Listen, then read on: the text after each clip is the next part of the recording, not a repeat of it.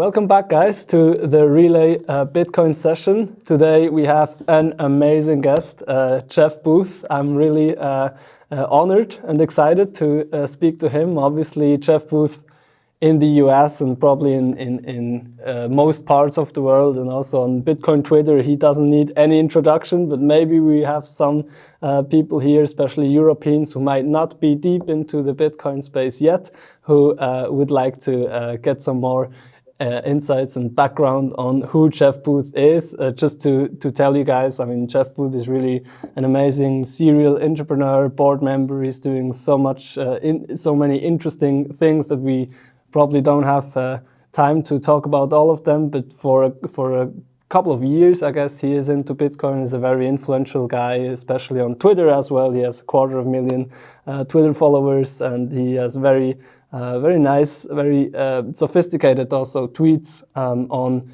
Bitcoin and inflation and why Bitcoin is the savings technology of the 21st century. And he also wrote a book, which he obviously will tell a little bit about. It's called The Price of Tomorrow, that talks about inflation and how basically we will look at these things in the next couple of years and how things will unfold together with Bitcoin. And so, yeah, thank you very much for being here, Jeff. It's an honor. Maybe introduce yourself real quick. Yeah, thanks for having me.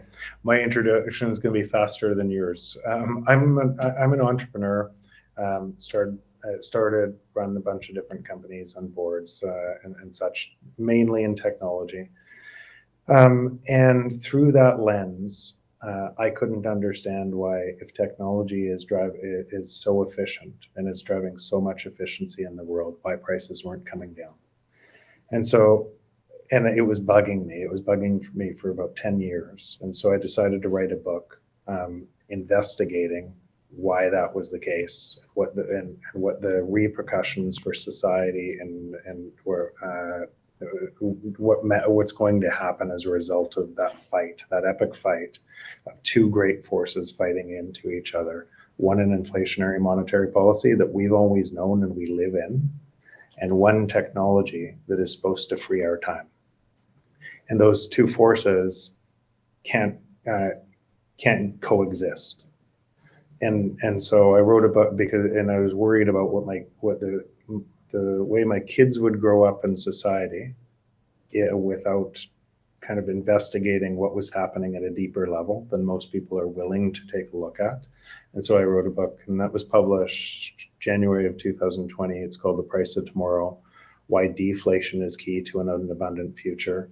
And it talks about a lot of what we're seeing around the world right now.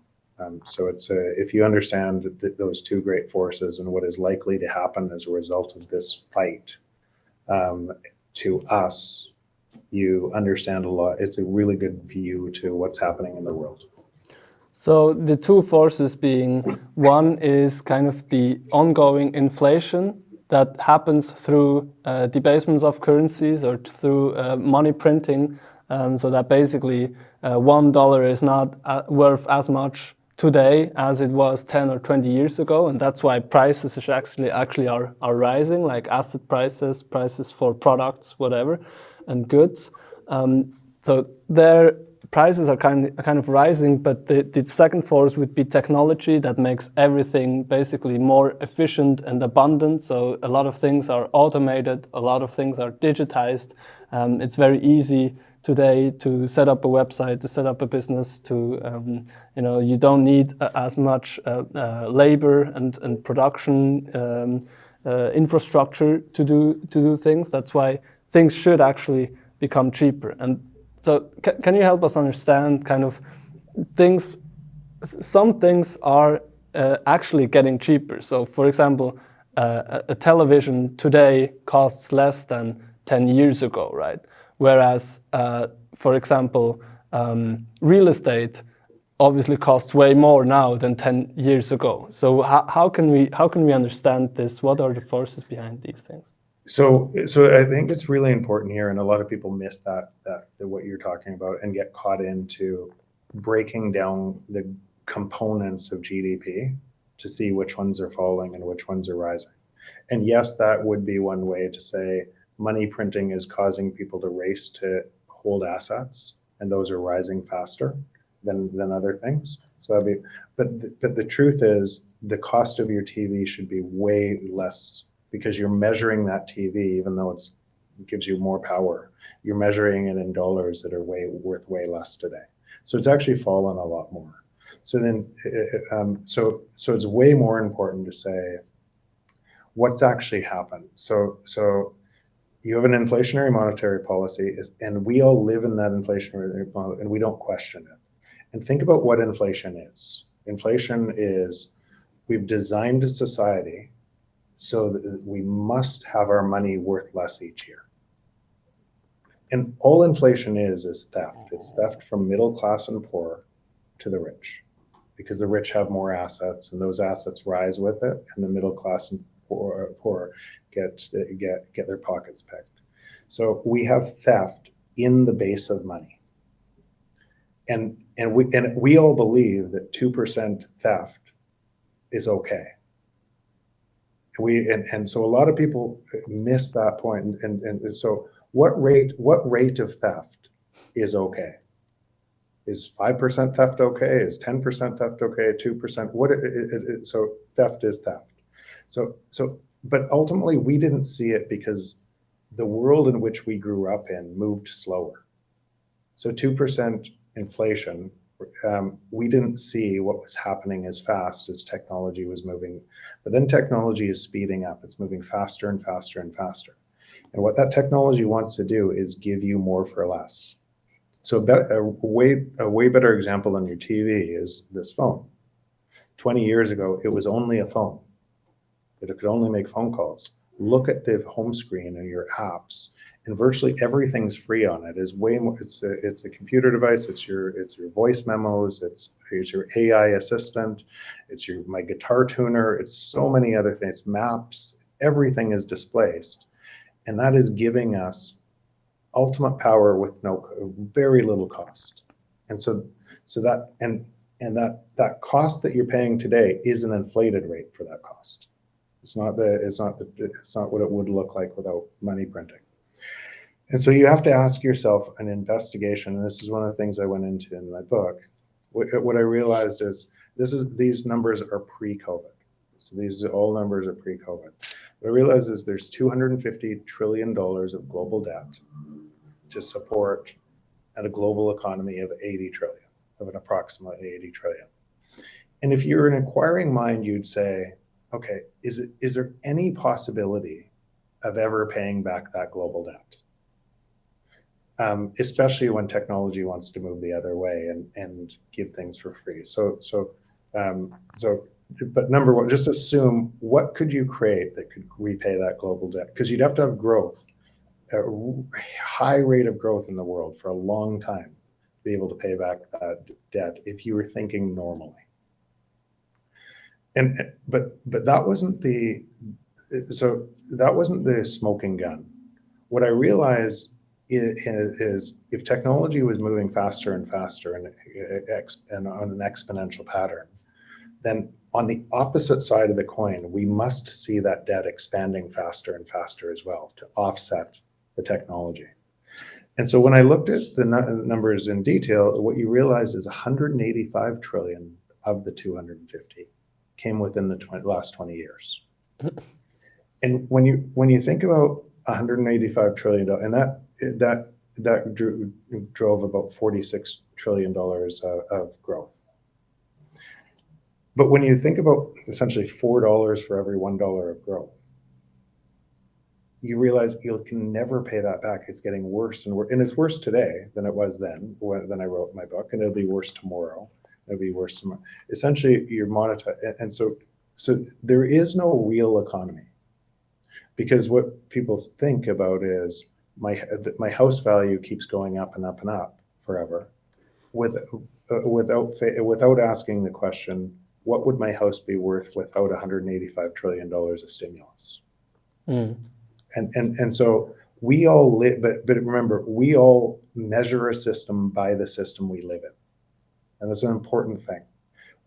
All the measurement, GDP, our house value, our cars, everything we live in is measuring the system from the system. And from the system, it's hard to see what's happening. And that's why it's so confusing for people. And so if you go to a different level and you just ask yourself, should technology free our time?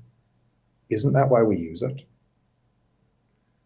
Then why are we trying to create more and more jobs forever by manipulating money to essentially create slavery, modern day slavery, when technology wants to move the other way and free our time?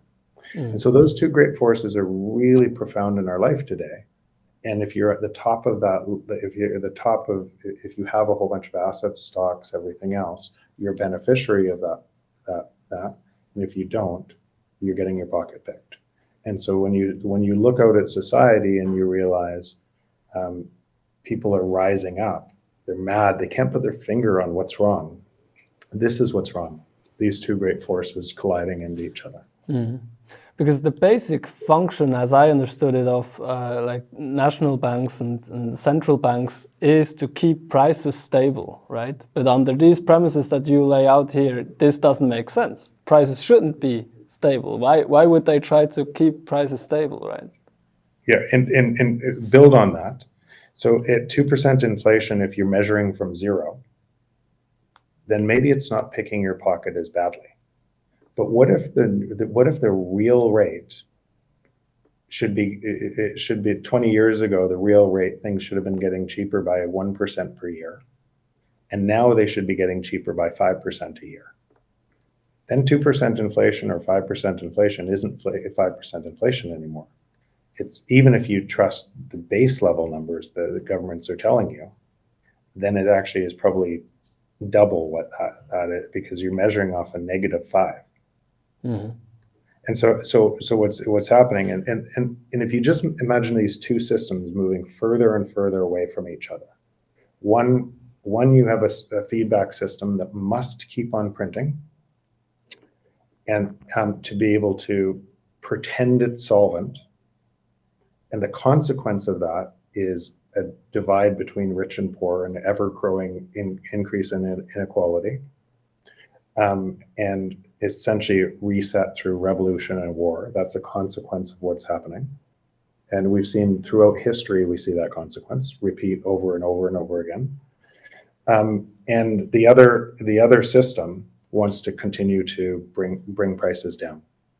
And most of the deflation from technology is not behind us, it's in front of us. So technology isn't slowing down. Technology is, look around. When you think about self-driving cars, how fast that's coming. If you think about robotics, and if you think about 3D printing, and if you actually look at some of these industries, how fast they're moving and what that means, and going forward, if you think about artificial intelligence, how fast that's moving, and then you realize most of the deflation is in front of us. Yet governments could continue to drive inflation until their currencies break, or revolution, or riots on the street. That's where we are in the cycle. And do you think they will be doing it? I mean, I don't really see another way how they could get out of this. That they're kind of stuck. They can't really get out of this anymore, because then there would be, economic stagnation, or even downturn and recession. Like, it's way worse than what you just said. Not economic stagflation or downturn or recession. If you think about, think about how much money is being printed right now, in the trillions around the world, in the tens of trillions around the world. And if you remove that stimulus, and you let the deflation happen, what you realize is the money's actually not there. What you realize, it's counterparty risk. And the reason people think the money is there, because they have a house that might, or let's call it an apartment building, that might be worth $20 million, and they have $18 million loan against it. But if you let deflation happen, that $20 million that they think the apartment building is worth, it might be worth $2 million. And all of the money loaned against the people think is money, you might as well light it on fire. It's gone. It's a house of cards. The entire system is a house of cards. And if you look at Evergrande in China, and if you look at some of this all around the world, that interconnected system is everywhere. And all these banks have leverage against these loans. And the only way to pretend to keep it going is make up more money to pretend to keep it going. And that making up new money to pretend to keep it going is essentially theft of the greatest order. So it's killing people's time. It's a recipe for disaster around the world. But the problem is, you're right, it's too late. If you allow deflation to happen, everything resets. And I know we're going to get into Bitcoin here, but I've done a lot of research on this problem and looked for solutions all over. I was in Bitcoin prior to writing my book, but my book only has a paragraph on Bitcoin. And it was because I'm an open mind and I would look for other solutions. Are there any other possible solutions other than Bitcoin to be able to transition from one system to another? And I've come to the conclusion there isn't. Bitcoin is the only, I believe, in my opinion, I may be wrong, and I'm looking all the time if there's anything else, but it is the only, or is the most peaceful transition from one system that can't let itself fail, that has to keep going this way, to another system that could provide abundance for humanity. Because we're going through a system change, and a pretty, when I say pretty dramatic, I'm not being strong enough. This is a system change that humanity has never seen, where technology could allow most things to drop to free in the future. Prices just keep coming down forever, and we've never seen that type of world before. And so we're trying to protect the world that we've always lived in and seen. And so it's a hard thing for our brains to even imagine and fathom, but it doesn't change the fact that what I just said is true. Where technology is going, we must have a currency a digitally native currency out of the hands of government that allows for deflation. And why I said out of the hands of government is governments will never allow that to happen. And so and if you look through history, they've never allowed that to happen. They'll always coordinate a currency. And why? Because then they can promise society more than they can deliver through taxes. And people will always vote them in. So it's based on a short-term, I'll give you more, I'll lie to you and give you more by stealing more of your money through inflation. That's why. And why do you think it is Bitcoin and it can't be anything else? And how do you see this transition going on? Like you say, it's going to be dramatic. Like what should we kind of expect from the next 10 years? Like is every national fiat currency just fucking hyperinflating and it's going to be a rush into hard assets, especially Bitcoin? Like every nation state, every institution, every individual will want to get his or her hands around at least some sats so that they can. So my hope is that it happens on a more gradual basis, like it's happening now. What's happening now. But what ends up happening is again, both systems are reinforcing the opposite way, right? So they're both accelerating in opposite directions. And so one of the big challenges with technology, and you might be young to understand, and you have a technology company that's helping onboard Bitcoin and everything else, which is fantastic. But if you understand kind of technology generally and everything else, and I've been in this game for a long time, that people don't predict the future, they predict the present forward. Mm-hmm. They don't predict what's the rate of change with technology and what will happen next on technology. So they predict everything stays the same.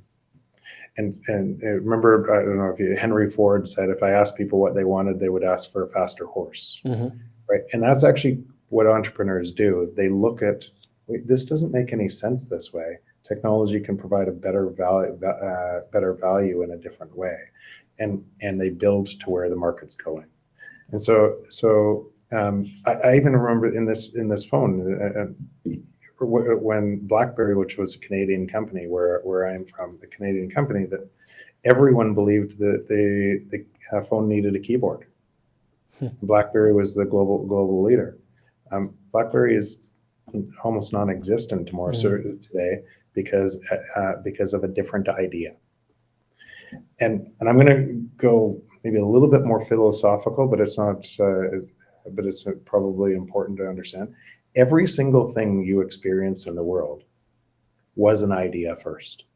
From this phone to the system of government that we live in, to the system in inflationary monetary, it's a belief system and an idea. And a lot of times entrepreneurs see a different idea and they build to a new belief system. And as society understands that belief system and more people come on, the world changes. That's what we're seeing in Bitcoin today. Is more and more people. So you have a network effect on Bitcoin that is growing. And if you measured that network effect, you would look at where Bitcoin is today. Would you go back to 1998 in the internet? So people misjudged what would come. Remember, Google didn't start till 2000, Facebook not till 2008. Most of the value, even though the internet as we know it launched in 1989, most of the value didn't come for another 10 years, and then it started to explode. And most of the people that were talking about the internet at that time missed what was happening. Most of the global leaders at that time are no longer the global leaders. They've been replaced with new leaders who understood the power of the internet and built to it. Jeff Bezos, Elon Musk, the rest of it. So what was happening with technology? That's what Bitcoin is. That's what's happening on Bitcoin. It's actually matching that rate of growth of users and those, we call it that emergent belief system. All of us believing in something that can free our time and deliver a better society are onboarding at a rate that is matching the internet. And so if most of the value came after 10 years in the internet, as everything got, you could project just from that what's going to happen on Bitcoin over the next 10 years. But what I would say to avoid the worst case of one system breaking down in a complete collapse, it's important that people, and I think what you do in your company in Europe is important too, because people need to get off zero. They need to start to understand this asset class and why it's way more important than the money they could make. They'll probably make a bunch of money too, but it's way more important than the money they'll make. And so onboarding more people to it is an important, I think is really important.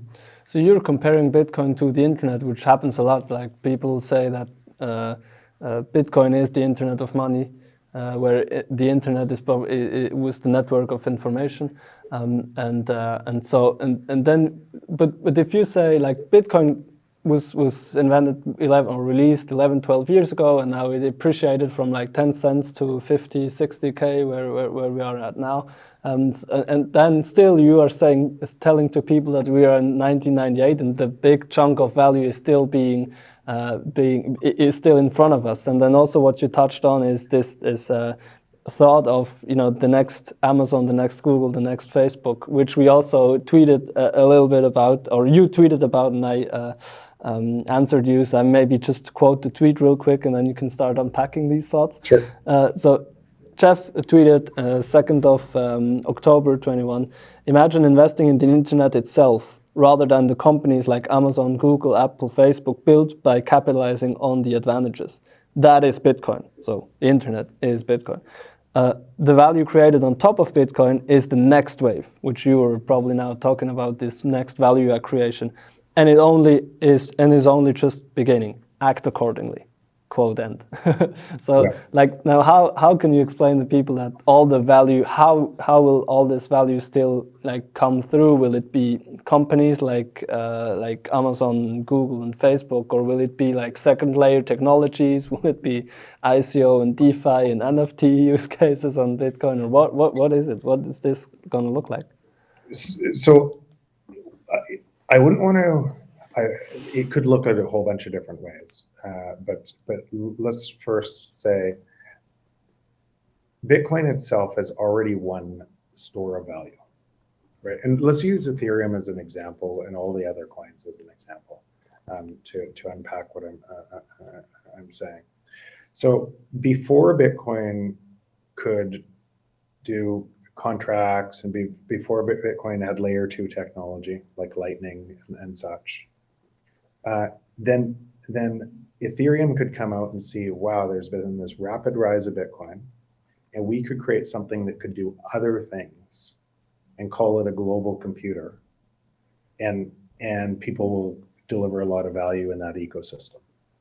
It makes sense, right? Yep. And Bitcoin could not do that job because security of the network, security was more important to secure the network. So transaction time had to be slowed. That was the primary job of Bitcoin.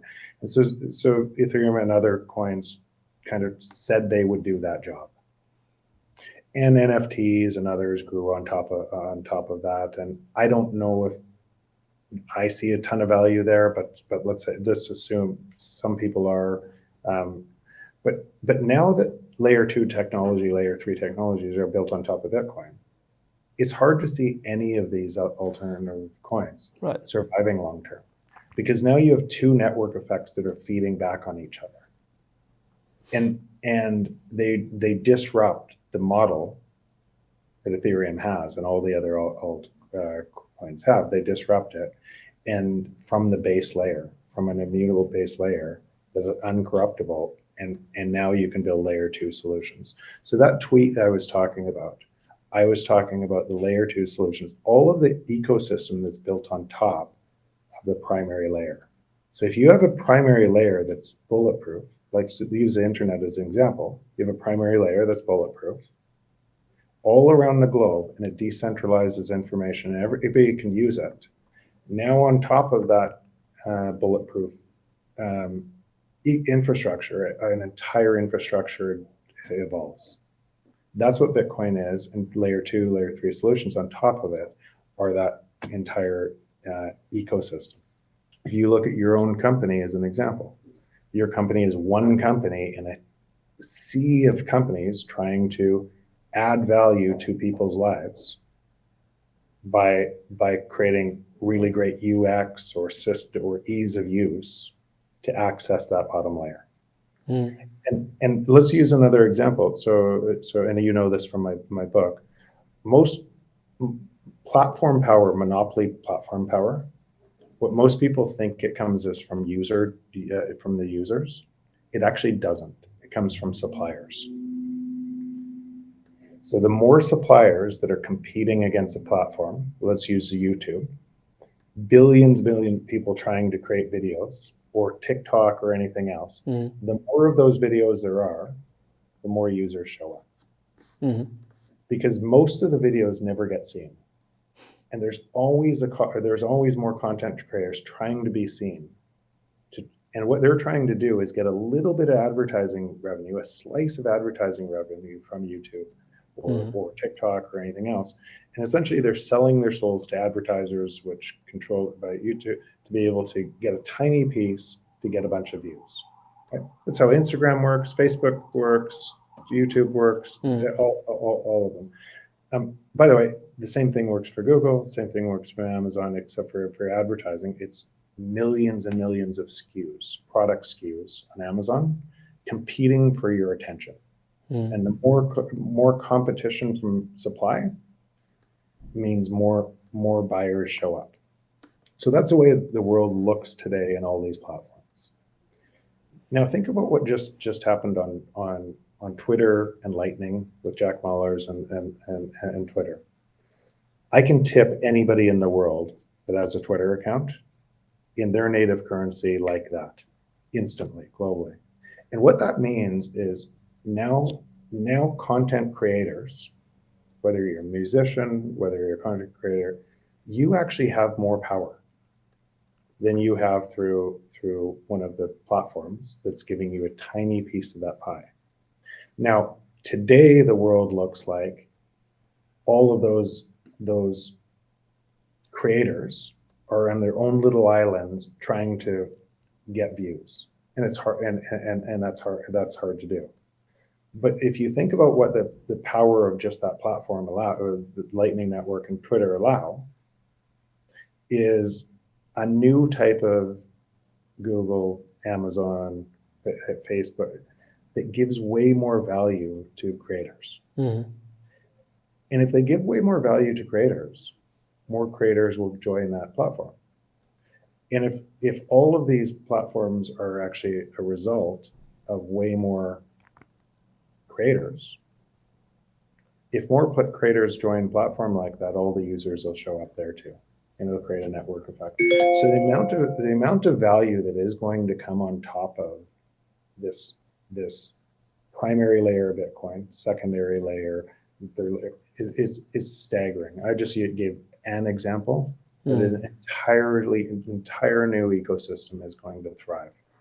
So you would even say that even the internet as we know it today will move slowly but steadily on the Bitcoin network, and the whole financial system will move on the Bitcoin network, and all these DeFi and NFT cases, all this kind of stuff, smart contracts, stuff like that, everything that kind of validates in the market that actually has a reason of being there will be on the Bitcoin blockchain at one point, and then the Bitcoin blockchain obviously is the most secure and the most stable. So why would you do an NFT or an ICO on any other chain that is weaker than on the most on the one with the most security and most network effect and most which is the most decentralized and most open source, and then there will be companies on top. There will be as you say, content creators building on those companies on top and stuff like that. So basically all the activity in the end, financial activity, entrepreneurial activity, content, everything that happens on the internet now will slowly but steadily move on this Bitcoin network. It's actually why, if you look at it, if you look out and you say there's a whole bunch of people against it or saying they're trying to slow it down, you have to ask yourself, to what end and why? Like, why would you want to slow down a technology that they're being made irrelevant? They're disintermediated. Exactly. But why specifically? Why would you want to slow down a technology that empowers humans? Mm-hmm. That it provides. Nobody wanted to slow down the internet, actually, and that's a lie. A lot of people did want to slow down the internet, mm-hmm. right? So the but this technology, when you have a technology like this that is decentralized, nobody owns it. If you have more Bitcoin wealth, it doesn't mean you control that network any more than so. Nobody controls it. Nobody can shut it down. And why? But again, why would you want to stop a technology that provides abundance to humanity, an entire free market on top of it? And so the people that are racing the other way to protect their existing companies or value or monetary system, it's a protection mechanism of what they had. And and if people do a deeper dive on Bitcoin and what it is and everything else, and see what is going to come out of this system, what they'll get in and where the world's moving. And if you go to where the world's moving early, you'll have more of the advantage of where you'll understand it better. You'll see more opportunities. You'll see, instead of fighting something that is bound to happen anyways, people see way more opportunity there. And as you say in the tweet, that's actually fascinating, is that when the internet came up, you could not invest in the internet. You could not own a piece of the internet, whereas now you actually can, right? It's a big difference. So big difference, yeah. Like, can you imagine owning a piece of the internet and having a piece of all of the value that came on top of the internet? That's what owning a piece of Bitcoin is like. That's actually pretty crazy to think about. And then 1 million per coin doesn't look as crazy anymore. These numbers don't look crazy. Now, keep in mind the numbers that people throw around on million coin, 5 million coin, 10 million coin per coin, which actually aren't crazy if you think about what I think is going to happen. These numbers are from a system that must make those numbers higher. Again, right? Yeah. Right. So you're measuring fiat currency. So people's mind is in fiat currency instead of, why would I ever sell this? If you think about it in Bitcoin value, everything forever will come down in price against Bitcoin. That is the better way to look at it but it's hard. It's hard because we live in a system where we see all our prices. We measure the system by the system. So we want to have comparison for the value of the existing system instead of what the new system will mean. Yeah, you don't really know, because it's a new measurement system. You don't know how to measure this measurement system, right? That's because right. when you measure it with USD, you don't really know whether the Bitcoin system is rising in value or the USD is losing value, because they both has the same effect, right? So measure houses in Bitcoin. So last year it would have taken, I don't know where you are, call it 20 Bitcoin to buy a house. This year it costs 4 or 5 Bitcoin to buy a house. Next year it'll cost 1 or 2. But that in every single system, in every single kind of price measurement, you're going to see the same thing against Bitcoin. But so when we stick with the comparison of the internet and Bitcoin, can you help me understand, because you were actually there, I wasn't yet. Or I actually not, at least not consciously, because I was a kid in the 90s. So can you help me understand how did this unfold when in the 80s this thing called internet kind of arose, and then in the 90s it got more popular, and then beginning of 2000 there was this big boom cycle and bust cycle as well again, and then only it really became what it is now with the Amazons and later the Facebooks and the Netflixes of this world. So were there also, because the internet is a protocol as well as the Bitcoin protocol, and now what we see with Bitcoin is there are many protocols kind of competing, and this protocol is saying, oh, we are better in that, and there's a big competition of different protocols, and in the end probably one or very few will make it.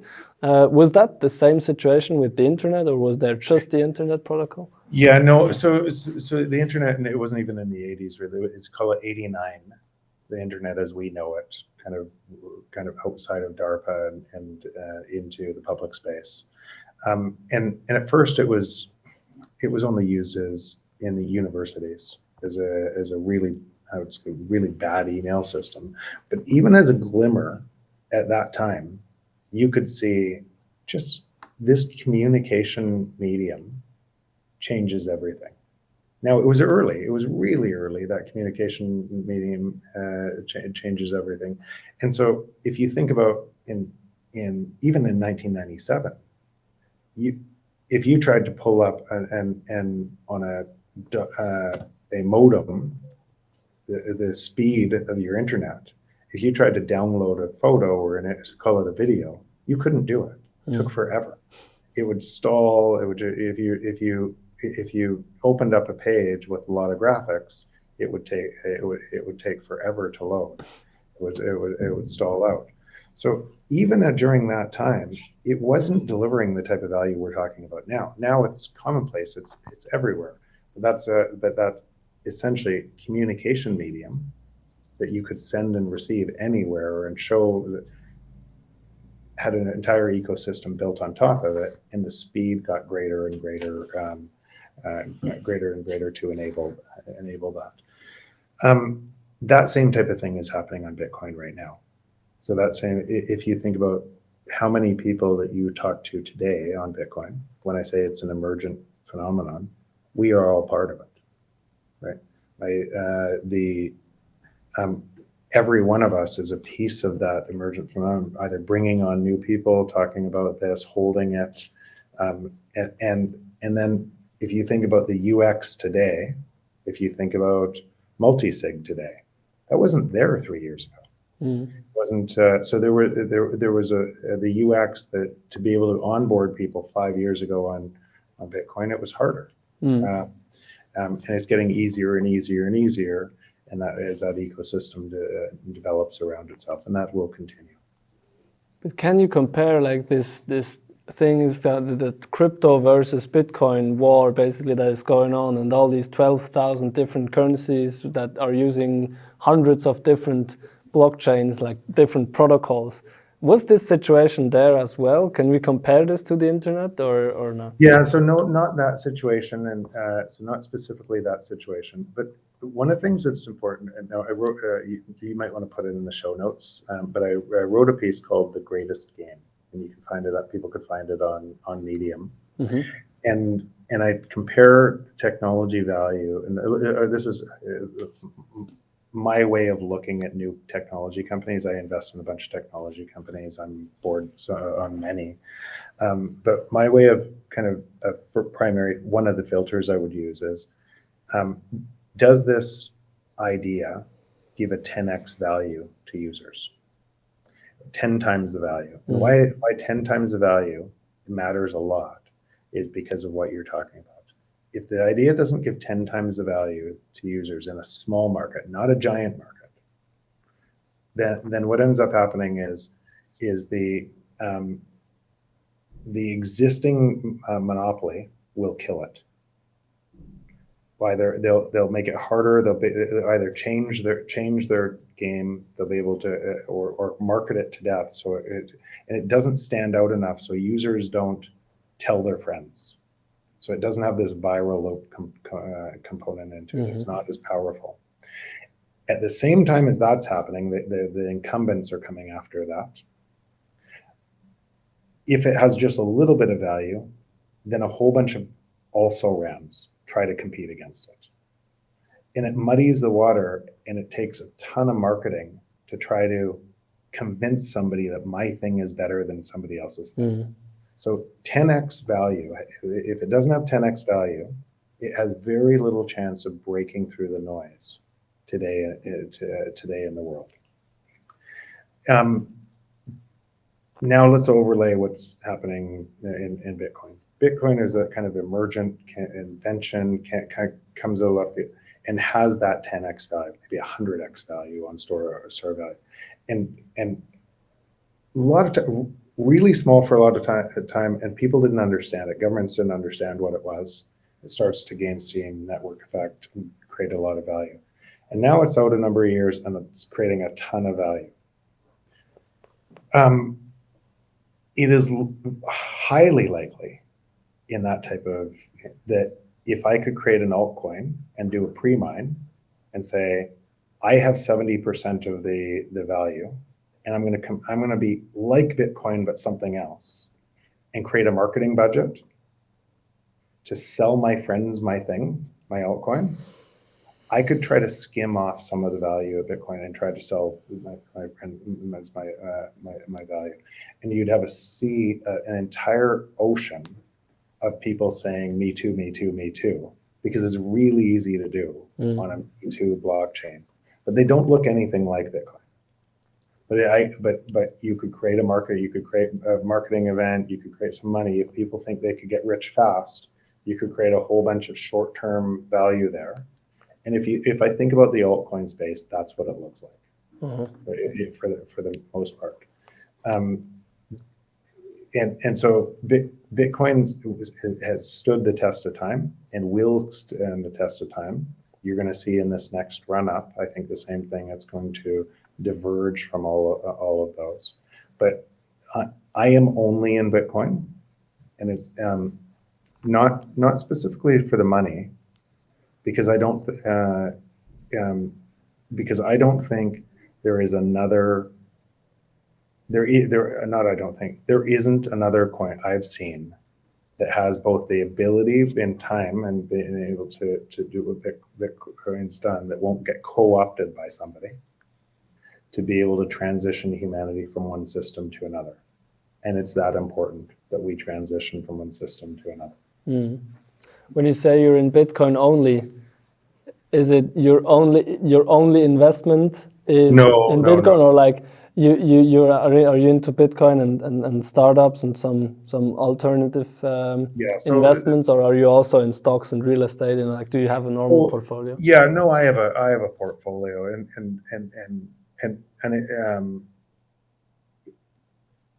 I never to kind of talk about my portfolio because it doesn't matter what mine is. I have a very different circumstance than a lot of people.